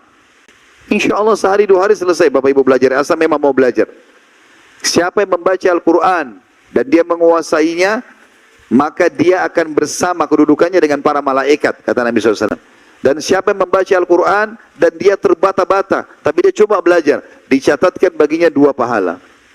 Sunnahnya, hak pertama Al-Quran adalah mengkhatamnya, baca sampai habis, baca sampai habis. Ya. Ini dibaca, dan ini sunnahnya diurut. Dari Al-Fatihah surah nomor 1, Al-Baqarah surah nomor 2, Al-Imran surah nomor 3, An-Nisa surah nomor 4, Al-Ma'idah surah nomor 5, terus begitu, Al-An'am, ya, terus Al-Anfal, lanjut At-Taubah, terus sampai 114 An-Nas. Jadi kita baca sampai khatam, baca sampai khatam. Saya sarankan, ini saran saya saja, dan ini sering saya ingatkan di pengajian saya di Jakarta. Kalau yang sudah punya, alhamdulillah. Kalau yang belum punya, saran saya, download di App Store, kalau yang pakai iPhone, dan di Play Store kalau yang pakai Android tentunya, cari aplikasi judulnya Nakhtim. Nakhtim. Logonya hijau, tulisan bahasa Arab. Nun, kha, ta, mim. Nakhtim artinya kami mengkhatam. Bahasa Indonesia ditulis N-A-K-H-T-I-M. Nakhtim. Nanti keluar logo itu, diklik. Download itu gratis. Itu menurut saya aplikasi paling bagus untuk sementara kalau menurut saya. Jadi di situ nanti kita bisa pilih surah yang kita mau mulai, misalnya surah pertama Al-Fatihah di ayat pertama. Kemudian di bawahnya kita bisa pilih nama qari yang kita mau. Nanti kita bisa dengar suaranya. Kemudian nanti di bawah sekali ada tulisan mulai. Kita mau mulai. Kelebihannya dia, setiap kali kita tutup handphone dan kita buka, ya kan biasa orang pakai PIN, pakai password, ya pakai pola. Setiap kita buka, keluar ayat yang terakhir kita baca atau lanjutannya. Jadi kita bisa khatam. Setiap buka pasti, kalau 50 kali kita buka sehari handphone kita untuk balas WA, telepon orang, 50 ayat kita baca. Gitu kan? Itu sangat bagus. Kalau kita lagi baca ayat, kemudian kita ingin dengar bagaimana tajwid yang benarnya. Di layarnya itu sebelah kanan atas ada tombol play untuk audio. Kita klik, keluar suara imam atau qari yang kita pilih di awal tadi. Misalnya Imam Masjid Haram. Maka kita akan bisa mendengar itu. Oh ternyata ayat begini. Di bawahnya ada gambar foto dan bisa di-share. Kalau kita tertarik dengan ayat itu misalnya tentang neraka, kita mau share di grup WA. Tinggal klik saja, ada gambar share-nya, nanti kita akan bisa kirim ya kepada teman-teman yang lain. Kita mau baca lebih dari 1 ayat, maka kita bisa klik di kiri kanan, bisa kembali ke belakang, bisa maju ke depan. Dan ada terjemahan bahasa Indonesianya. Bisa pilih bahasa apa terjemahannya. Maka itu sangat bagus. Ini insya Allah akan membantu kita untuk mengkhatam Al-Quran. Apalagi di Ramadan ya, kita bisa lakukan. Saya pernah praktikin teman-teman di lampu merah, lagi nunggu lampu merah 1 menit waktu itu di Jakarta, saya buka program Al-Quran, kemudian saya bisa baca, itu mungkin kurang lebih 1,5 lembar. Tidak kurang dari 10 sampai 20 ayat. Tergantung panjang pendeknya ayat itu. Maka ini kesempatan. Ya. Itu hak yang pertama. Hak yang kedua, tadabbur. Makna tadabbur teman-teman merenungi maknanya. Bisa baca terjemahan atau baca tafsirnya. Tapi tadabbur caranya lebih sederhana. Caranya adalah kita baca dan tadabbur 10 ayat saja. Gak usah lebih. 10 ayat. Diambil daripada statement para sahabat ridwanullahi alaihim. Mereka mengatakan, kami setiap kali bertemu, kami tidak berpisah kecuali kami sudah mempelajari 10 ayat Al-Quran. 10 ayat saja. Dan kita tidak harus dari Al-Fatihah, Al-Baqarah, Al-Imran, tidak harus berurut. Buka daftar isinya, Al-Quran, 114 surah, surah mana yang paling kita suka, yang paling menggelitik kita lah maksudnya. Misalnya ibu-ibu mau baca tentang perempuan, ada surah An-Nisa, ada surah Maryam. Mungkin bapak-bapak mau baca nama laki-laki, ada nama nabi-nabi, ada surah Muhammad, ada surah Ibrahim, ada surah Yusuf, ada surah Hud, ada surah Yunus, gitu kan. Mau baca tentang hari kiamat, ada surah Al-Qiyamah, ada surah Al-Zalzalah. Mau baca tentang hewan-hewan, ada surah An-Nahl, lebah, ada surah An-Naml, semut, ada surah Al-Baqarah, sapi betina, ada surah Fil, gajah, ada Ankabut, laba-laba. Jadi kita bisa pilih. Nah, mulailah dari surah itu untuk tadabbur. 10 ayat saja. Baca ayatnya, baca terjemahannya. Kalau tadi aplikasi yang saya bilang itu, kadang-kadang dia ikutkan tafsirnya. Cukup bagus. Misalnya ulama berpendapat bahwasanya yang dimaksud di sini adalah ini. Itu sangat bagus, kita bisa baca. 10 ayat tadabbur ini. Kalau 10 ayat pun dianggap berat, walaupun ini sangat ringan sebenarnya. Maka bisa dibagi setiap habis sholat 2 ayat. Subuh 2 ayat, duhur 2 ayat, asar 2 ayat, maghrib 2 ayat, isya 2 ayat. 10 ayat. Dan kata baginda Nabi SAW, siapa yang membaca 10 ayat Al-Quran dalam sehari semalam itu, maka Allah akan berikan dia 1 kintar. Dan 1 kintar lebih baik daripada dunia dan seluruh isinya. 10 ayat. Al-Quran 6.000 sekian ayat, 6.000 sekian ayat. Maka kita kalau baca 10 ayat per hari, tadabbur ya, bukan baca. Tadabbur 10 ayat per hari, maka 1 bulan Ramadan misalnya 30 hari, kita sudah punya 300 ayat yang kita sudah baca terjemahannya. 1 tahun kali 12, 3.600 ayat. Kurang dari 2 tahun, kurang lebih 21 bulan atau 20 bulan, kita sudah menyelesaikan 30 juz baca terjemahannya semua. Hanya dengan habis sholat 2 ayat. Apalagi kalau Bapak Ibu baca lebih. Misal setiap habis sholat 10 ayat. 10 itu sebentar sekali, kurang dari 5 menit baca. Habis subuh 10, habis duhur 10, habis asar 10, habis maghrib 10, habis isya 10. Berarti 50 ayat per hari. 50 ayat lebih banyak lagi. Ya, kalau kali sebulan 30 berarti sudah 1.500 ayat kita baca. Berarti hanya sekitar 4 bulan sudah selesai semua. Dengan izin Allah SWT Al-Quran. Kalau kita baca 50 ayat per hari. Yang ketiga, setelah tadabbur, membaca, kemudian mentadabbur. Yang ketiga, menghafal.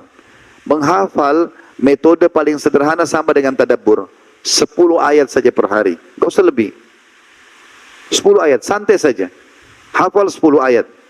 Masih merasa berat? Tadi saya bilang bagi. Habis subuh 2 ayat, habis duhur 2 ayat, habis asar 2 ayat, habis maghrib 2 ayat, habis isya 2 ayat. Pakai. Solat qobliyah, di rakaat pertama baca 5 ayat. Solat rakaat kedua baca 5 ayat.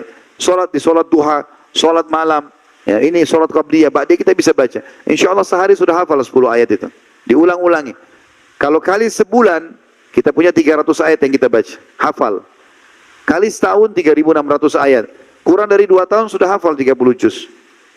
Kalau syaitan membisikkan, nanti kan saya lupa. Nggak ada orang lupa 30 juz. Orang lupa sambungan ayat iya. Imam Masjid Haram dari kecil hafal juga lupa. Kita nanti tinggal ulangi lagi.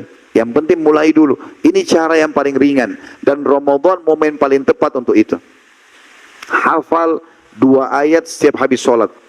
10 ayat per hari, gitu kan? Dan ini juga tidak harus berurut. Mirip sama tadi, tadabbur. Misal teman-teman, saya mau coba hafal surah Al-Ankabut aja deh, tentang laba-laba. Kenapa Allah bilang Ankabut? Ambillah mulai 10 ayat dihafal per hari. Insya Allah 3-4 hari selesai. Selesai. Pakailah dalam sholat kita. Apalagi imam-imam masjid. Perlu menambah bacaan hafalan. Memperbaikinya. Itu sangat dibutuhkan oleh dia. Itu yang ketiga, menghafalnya. Terus saja menghafal insya Allah sampai selesai nanti 114 surah gitu kan. Kemudian yang keempat, yang terakhir, mengamalkan isinya.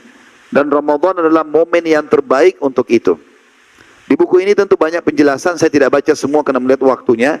Ada, kalau yang pegang buku di halaman 20, ada banyak membaca Al-Quran. Dan disebutkan di situ cukup banyak anjuran untuk membaca Al-Quran. Kemudian juga ada anjuran untuk menangis pada saat membaca Al-Quran. Dan ini bisa terjadi kalau kita tadabbur tadi ya. Kita baca terjemahannya, oh ternyata ini yang Allah sebutkan ya. Diancam begini, dihukum begini ya. Atau tentang surga, tentang bidadarinya, tentang istananya, kita juga terharu. Itu sendiri juga sangat bagus. Ya, penulis sempat mengangkat di situ, mengangkat di halaman 23 hadis Nabi SAW, la yalijun nara man baka min khasyatillah, tidak akan masuk neraka orang yang pernah menangis karena takut kepada Allah. Itu termasuk dengan membaca Al-Quran. Kemudian kita pindah ke yang kelima, duduk di masjid hingga terbit matahari atau syuruk. Ya, ini ada punya keutamaan sendiri. Dan ini bisa dimulai di bulan Ramadan. Sebagaimana hadis Anas bin Malik radhiyallahu anhu dalam hadis sahih diriwayatkan oleh Syekh Albani, yang dikatakan bahwasanya man shallal fajr fi jama'atin thumma qala yadhkurullaha hatta tatlu asy-syamsu thumma shalla rak'ataini kanat lahu ka ajri hajjatin aw umratin tammatun tammah. barang siapa solat fajar berjamaah di masjid, kemudian tetap duduk berzikir mengingat Allah hingga terbit matahari, lalu solat 2 rakaat. Sebagian pendapat ulama mengatakan solat duha, maka seakan-akan ia mendapatkan pahala haji dan umrah sempurna. Jadi kita solat subuh berjamaah, apalagi di Indonesia biasanya habis subuh ada lagi ceramah misalnya. Kalau Anda lagi di Mekah, Anda bisa tawaf ya. Sambil tawaf, sudah selesai tawaf biasanya sudah syuruk. Salatlah 2 rakaat. Maka itu pahalanya haji dan umrah. Yang keenam, i'tikaf. Dan i'tikaf artinya mengikat diri di masjid. Dianjurkan sekali di 10 terakhir Ramadan. Di buku kita ini, karena ini buku merincikan sangat panjang, saya tidak bisa bacakan semua, tapi saya berharap Bapak Ibu bisa miliki buku ini dan dibaca. Kalau sudah dibaca, dihadiahkan kepada orang lain, titipkan di masjid, karena sebaik-baik amal jariah adalah ilmu yang bermanfaat. Sekali orang baca, kita akan dapat pahalanya selama dia amalkan. Ada definisi i'tikaf, ada di situ hikmah disyariatkan i'tikaf. Yang jelas teman-teman, i'tikaf adalah sangat dianjurkan di 10 terakhir Ramadan. Dikatakan baginda Nabi SAW beriktikaf di 10 terakhir Ramadan, dan di akhir-akhir hidup beliau, di masa tua, beliau i'tikaf selama 20 hari. Dan i'tikaf yang paling afdal adalah orang masuk, kata ulama, di malam ke-20, puasa ke-19. Mulai masuk ke masjid, mengikat diri, sampai keluar setelah sholat Idul Fitri. Jadi baju lebaran pun itu dibawa ke situ. Ya. Mandi di sekitar masjid segala macam. Pokoknya dia i'tikaf, karena mengikat diri di masjid tidak keluar kecuali darurat.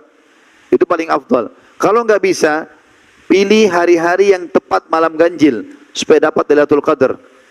Ikat diri. Kalau nggak bisa dari pagi kerja, baik mulai maghrib buka puasa di masjid, bawa sekali buka puasain orang, sholat isya, sholat tarawih, kalau ada qiyamul lail, sholat malam lagi nanti sampai subuh, baru Anda aktivitas lagi besoknya. Minimal kejar malam ganjil. Tidak bisa juga salah satu dari malam-malam ganjil itu. Ya. Karena ini keutamanya sangat besar. Dan dikatakan dalam hadis Bukhari, Rasulullah SAW beriktikaf setiap bulan Ramadan. Manakala setelah sholat subuh, beliau segera memasuki tempat i'tikafnya. Maksudnya kalau beliau mau i'tikaf, beliau mulai dari sholat subuh sampai nanti pada saat beliau keluar alaihissalatu wassalam. Tentu ada beberapa adab-adabnya ya, orang kalau i'tikaf itu memperbanyak ibadah seperti baca Quran, zikir, membaca buku-buku ilmu, kemudian menjauhkan diri dari hal-hal yang sia-sia, omong kosong ya. Kemudian juga harusnya dia berdiam di dalam masjid dan tidak keluar dari masjid itu kecuali dalam keadaan darurat sekali. Ada juga hal-hal yang membatalkan i'tikaf, seperti misalnya keluar masjid tanpa ada keperluan, cuma jalan-jalan saja misalnya. Makanya saya anjurkan teman-teman, ini anjuran saya, karena ada pola saya lihat di Indonesia yang perlu kita perbaiki. Saran saya saja, kalau mau beli baju lebaran dari sekarang, nah, apalagi hari ini bisa, hari Ahad masih libur, bisa beli. Jangan beli di 10 terakhir Ramadan. Kenapa Ustaz? Itu kan saatnya ikat diri di masjid, bukan di pasar. Nah, sayang sekali di pasar, dibuang-buang waktu. Kami kan pedagang Ustaz, dagang paginya, malamnya harus i'tikaf. Kalau memang harus cari rezeki buat keluarga. Tapi yang bukan pedagang, usahakan dia baju-baju lebaran yang sering buang waktu banyak ini. Ada orang kadang-kadang sampai 3 hari, 4 hari cari baju lebaran. Akhir Ramadan, barangnya sudah banyak habis, ya harganya sudah mahal, susah carinya dan segala macam. Sekarang waktu lagi lowong. Jangan ganggu waktu i'tikaf, waktu mengikat diri ya dan beribadah kepada Allah Subhanahu wa taala. Apalagi malam Lailatul Qadar, teman-teman. Sayang sekali. Ada orang Lailatul Qadar itu dia buang-buang waktunya. Sayang sekali. Yang ketujuh, bagi yang Allah Subhanahu wa taala berikan kesempatan, ada di halaman 36 di situ, yang pegang bukunya tentunya umrah di Ramadan. Umrah ini adalah ibadah yang sangat mulia. Kata Nabi SAW dalam hadis tentang masalah umrah Ramadan, umratu fi Ramadan ta'dilu hujjah. Itu riwayat Bukhari Muslim, tambahan riwayat lain adalah hujjatan ma'i. Umrah di bulan Ramadan sama pahalanya dengan haji bersamaku. Riwayat satu adalah sama dengan pahala haji, riwayat lainnya haji bersamaku. Dan ini luar biasa. Ibadah umrah lebih sederhana, 2-3 jam selesai. Ibadah haji butuh 6 hari. Dari tanggal 8 Zulhijjah sampai 13 Zulhijjah. Tapi kita bisa dapatkan pahala haji dengan umrah di Ramadan. Kalau Anda punya uang hanya bisa umrah satu kali seumur hidup, jadikan di Ramadan. Kalau umrah dalam setahun sekali saja mampunya, dijadikan di Ramadan. Kalau satu tahun beberapa kali bisa umrah, maka jadikan salah satunya di bulan Ramadan. Karena pahalanya sama dengan haji. Saya kan sibuk Ustaz, bisa umrah pulang pergi. Kalau betul-betul sibuk untuk kejar pahala haji ini, berangkat hari Jumat, kalau yang sibuk kerja Senin sampai Kamis, ambil pesawat. Kalau saya tidak tahu kalau dari sini, dari Pekanbaru, tapi dari Jakarta ada pesawat pagi. Biasanya kalau salah dengan Garuda ada pesawat pagi jam 9, atau Saudi jam 10 ada jam begitu. Tiba di sana masih jam 5 sore. Saya pernah naik pesawat itu. Jadi tiba di Saudi masih belum buka puasa. Kita selesaikan segala macam urusan imigrasi, kemudian masuk ke Mekah, sholat maghrib isya, sholat tarawih, bisa umrah hari itu juga. Buru-buru sekali besok sudah bisa pulang ke Indonesia. Hari Sabtu sudah tiba di Indonesia lagi. Tapi umrah Ramadannya perlu dikejar. Tapi kan umrah biayanya mahal Ustaz. Juga Allah akan ganti. Kata Nabi SAW, umrah dan haji yang dikerjakan secara berkesinambungan, rutin, akan menghilangkan kesusahan hidup dan kemiskinan, sebagaimana api menghilangkan karat dari besi. Gak ada orang pulang haji umrah itu miskin, gak ada. Itu janji Nabi SAW. Akan hilangkan kesusahan hidup dan kemiskinan, sebagaimana api menghilangkan karat dari besi. Yang kedelapan, mengejar Lailatul Qadar. Sudah kita jelaskan tadi sedikit itu ya. Tapi kita sebutkan sebuah hadis Nabi SAW, di antara amalan yang sangat ditekankan adalah sholat malamnya. Makanya fatwa ulama di Saudi dibolehkan diadakan sholat malam lagi selain tarawih di 10 akhir Ramadan. Ya. Karena Nabi SAW mengatakan dalam hadis Bukhari Muslim, man qama Lailatul Qadri imanan wa ihtisaban ghufira lahu ma taqaddama min dzambi. Siapa yang mendirikan malam Lailatul Qadar dengan keimanan dan mengharapkan pahalanya, dibersihkan dosa-dosanya juga yang telah lalu. Jadi ada 3 hadis yang mirip seperti ini. Yang puasa Ramadan, yang sholat tarawih, dan sholat malam di Lailatul Qadar. Sama-sama. Karena keimanan mengharapkan pahalanya, dibersihkan dosa-dosanya yang telah lalu. Di dalam hadis yang lain, kata Nabi SAW dalam Musnad Imam Ahmad dengan sanad sahih, man qama ibtigha'aha thumma waqa'at lahu ghufira lahu ma taqaddama min dzambi wa ma ta'akhkhar. Siapa yang mendirikan malam Lailatul Qadar dengan sholat malam, berusaha untuk itu, lalu dia mendapatkan benar-benar Lailatul Qadar, maka akan diampuni dosa-dosanya yang lalu dan yang akan datang. Hanya dengan sholat tarawih atau sholat malamnya. Nah, ini keutamaan tersendiri. Dan kalau ada yang bertanya, lalu apa yang harus kami lakukan? Lailatul Qadar Umi ucapkan, pernah ditanyakan oleh Ummul Mukminin Aisyah radhiyallahu anha dalam sebuah hadis yang sahih atau dalam riwayat Bukhari Muslim, ya Rasulullah, andai saja aku mendapatkan Lailatul Qadar, apa yang harus aku ucapkan? Maka kata Nabi SAW, bacalah Allahumma innaka afuun tuhibbul afwa fa'fu anni. Ya Allah, kau zat yang maha pengampun dan menyukai pengampunan, maka maafkanlah aku. Ya. Kenapa kita baca doa ini teman-teman sekalian? Karena kata para ulama, Lailatul Qadar adalah malam penentuan takdir 1 tahun ke depan. Ya, ditentukan pada malam itu. Dalam ayat dikatakan yufraku kullu amrin hakim, ditentukanlah semua perkara-perkara dalam 1 tahun. Maka kalau kita baca ini seperti kita minta dimaafkan 1 tahun ke depan. Ingat, semua kita selama hidup pasti lalui Lailatul Qadar. Tapi siapa yang mendapatkan taufik untuk ibadah pada saat itu? Banyak hamba-hamba Allah justru sibuk dengan tontonan TV-nya, dengan gamenya, dengan waktu-waktu buang-buang waktu yang sia-sia. Tapi ada juga hamba-hamba Allah yang sibuk dengan ibadah. Ingat selalu teman-teman, jadikan ibadah yang sedang kau kerjakan seakan-akan ibadah terakhirmu. Kita tidak pernah kematian akan datang kapan. Bagi yang masih muda, jangan pernah berpikir, oh saya masih muda nggak akan mati. Dusta semua itu. Mati bisa datang kepada siapapun. Bahkan anak bayi yang baru lahir pun bisa meninggal dunia. Semua ada pertanggungjawabannya di depan Allah Subhanahu wa ta'ala.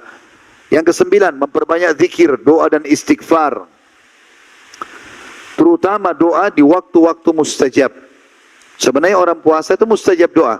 Tapi pada saat buka puasa itu waktu mustajab. Sebagaimana sabda Nabi SAW di dalam hadis yang sahih, sesungguhnya orang puasa, dalam hadis Bukhari Muslim, orang puasa itu akan mendapatkan pengampunan. Orang puasa itu memiliki doa yang tidak ditolak, dan itu pada saat dia sedang berbuka puasa. Kemudian juga sepertiga malam terakhir yang biasa kita bangun untuk sahur, ya. Ini berarti kita dilatih oleh Allah terbiasa bangun di sepertiga malam. Sepertiga malam itu waktu yang hadis kata Nabi SAW, kalau tertinggal sepertiga malam Allah turun ke langit bumi, bertanya kepada para malaikat, adakah yang memohon ampun saya maafkan, adakah yang minta pertolongan saya tolong, adakah yang punya hajat saya penuhi. Maka tanpa kita sadari sebenarnya kita sedang dilatih. Karena Nabi SAW suruh kita sahur. Tasaharu fi inna fis sahuri barakah. Sahurlah kalian karena pada sahur itu ada berkah, ya. Dan kita teman-teman perlu garis bawahi, ya. Hikmah dari puasa ini adalah bagaimana kita mencapai tingkat ketakwaan dari sisi ibadah dan bagaimana kita menservis kembali diri kita supaya sehat kembali. Puasa itu sehat. Ini badan kita teman-teman kalau mesin udah rusak ini. Masuk dingin, masuk panas, masuk pedas, masuk manis. Bahkan kita lagi tidur, teman-teman medis tahu masalah itu tentunya. Kita kalau lagi tidur, itu pencernaan kita masih mengelola makanan yang kita makan tadi. Makanya kadang-kadang kita bangun tidur butuh kamar mandi, maaf ke WC, buang air, ada sisa makanan yang tidak dibutuhkan. Jadi perut kita nggak pernah istirahat. Kapan dia istirahat itu pada saat puasa. Jadi seperti mobil lagi diservis. Maka kasih kesempatan 11 bulan kau pakai badanmu untuk makan dan minum. Sekarang 1 bulan ini servis, kesehatan. Makanya kita subhanallah tiba Idul Fitri, mau makan baru makan sedikit di rumah kerabat yang kita silaturahim, sudah kenyang. Karena perut kita sudah kembali lagi normal, gitu kan? Kecuali orang merusaknya kembali. Maka ingat, ini hikmah puasa. Jangan jadikan momentum buka puasa dan sahur ajang balas dendam. Ya, nggak boleh. Mau buka puasa yang biru, yang merah, yang kuning semua dibeli, nggak ada yang dimakan. Begitu juga dengan sahur. Sebentar nanti saya akan lapar nih, makan 3 piring. Ini kenapa kayak orang balas dendam? Bukan begitu caranya. Berarti tidak ada hikmah daripada kesehatan tadi. Makanya Nabi SAW bilang, sebaik-baik makanan buka puasa kalian adalah kurma. Dan sebaik-baik makanan kalian di sahur adalah kurma. Kenapa Nabi nggak bilang daging? Kenapa kurma? Karena memang hikmahnya bukan memperbanyak makanan di perut, tapi nutrisi yang tepat. Kurma sangat padat dan manis. Bahkan para sahabat pernah dalam peperangan 1 hari makan 1 butir kurma cukup. Makanya sunnahnya buka puasa dengan kurma supaya perut kita tidak kaget, rasa manisnya juga membuka kembali keinginan pencernaan untuk menerima makanan dan juga sudah cukup sebenarnya. Ya, sunnah Nabi SAW memakan itu. Maka jangan sampai kita salah faham dengan masalah seperti ini. Kemudian yang terakhir teman-teman sekalian, yang ke-10 adalah tidak berbuat hal yang sia-sia di bulan Ramadan. Ini penting sekali. Sia-sia ini banyak sekali orang buang-buang waktu, apalagi melakukan pelarangan-larangan agama.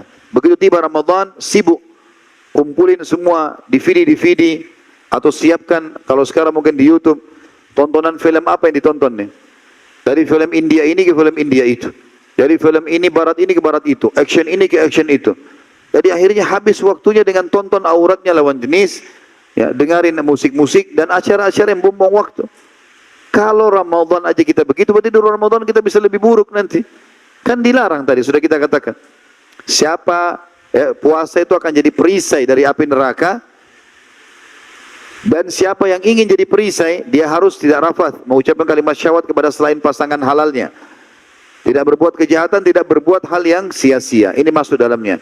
Maka ini harus dijaga teman-teman sekalian. Karena banyak sekali orang buang-buang waktu dalam hal-hal yang sia-sia ini. Ya, baik itu tidur terlalu banyak, atau ngobrol hal yang kosong, atau tontonan-tontonan yang bahkan memunculkan syahwat dan akhirnya membatalkan puasanya. Ada kalimat yang baik sebagai penutup di sini disebutkan oleh penulis kalau yang pegang buku di halaman 40. Beliau mengatakan, sebelum berpisah wahai saudaraku, setelah kita bertamasya di taman-taman surga di bawah naungan amal-amal saleh, ada suatu perkara penting yang ingin saya sampaikan, kata beliau. Tahukah kamu apa itu? Tanda tanya. Lalu beliau mengatakan, tepat sekali. Koma, yaitu ikhlas. Berapa banyak orang yang berpuasa kan tapi tidak mendapatkan apapun dari puasanya kecuali lapar dan dahaga. Berapa banyak orang yang mengerjakan sholat tarawih namun tidak mendapatkan apapun kecuali kantuk atau selain kantuk dan capek saja. Semoga Allah Ta'ala menghindarkan kita dari itu. Oleh sebab itu Rasulullah SAW sangat menegaskan masalah ikhlas ini dalam sabda beliau, siapa yang berpuasa Ramadan, siapa yang mendirikan malam Ramadan, siapa yang mendirikan Lailatul Qadar karena keimanan dan mengharapkan pahalanya. Kaum salaf sangat berusaha untuk menyembunyikan amal ibadah mereka karena khawatir akan membahayakan diri mereka sendiri. Hammad ibn Zaid menceritakan kepada kita seorang tabi'in yang bernama Ayyub As-Sikhtiyani sebagai berikut. Pada saat menyampaikan hadis, kadang-kadang hati beliau luluh. Lalu beliau segera memalingkan wajah dan berdeham seakan-akan atau seraya berkata, betapa berat pilek yang aku derita. Seolah-olah beliau sedang pilek, padahal beliau hendak menyembunyikan tangisnya. Maksudnya yang disampaikan pesan di sini adalah ikhlas itu dengan cara tidak banyak menceritakan orang. Tadi contoh kita buka puasain orang. Gak usah datang kepada teman lalu bilang, kau sudah buka puasain orang belum? Kau sudah buka puasain orang belum? Saya sudah sumbang tuh masjid dekat rumah. Hilang pahalanya. Allah sudah titipkan di pundak kanan kiri kita, malaikat tidak pernah tidur, gak pernah lalai. Allah bilang, ma yalfidu min qaulin illa ladaihi raqibun atid. Tidak ada satu kalimat pun yang luput dari manusia itu keluar kecuali dicatat oleh malaikat pengawas, raqib, atid. Ya, Allah mengatakan begitu. Betul di sini ada yang mengatakan, nama malaikat yang mengatakan adalah istilah pengawasan ya dari malaikat tersebut. Maka diawas. Setiap kita sudah beramal, enggak usah sibuk-sibuk lagi kita sebutkan. Cukup Allah Subhanahu wa taala yang tahu. Sudah beramal, sudah kita diam saja. Bantu orang sedekah ya sudah. Enggak usah lagi disebut-sebut karena ini manfaatnya sangat besar kalau kita tidak menyampaikan karena pahalanya akan maksimal. Pahalanya akan maksimal. Maka jangan sia-siakan ini. Jangan ceritakan kepada orang. Kecuali dasarnya orang tahu. Kalau orang tahu ya sudah, berarti memang kita tidak mungkin bisa menghindar dari perbuatan itu. Maka harusnya tentu difahami masalah seperti ini, Allahu a'lam.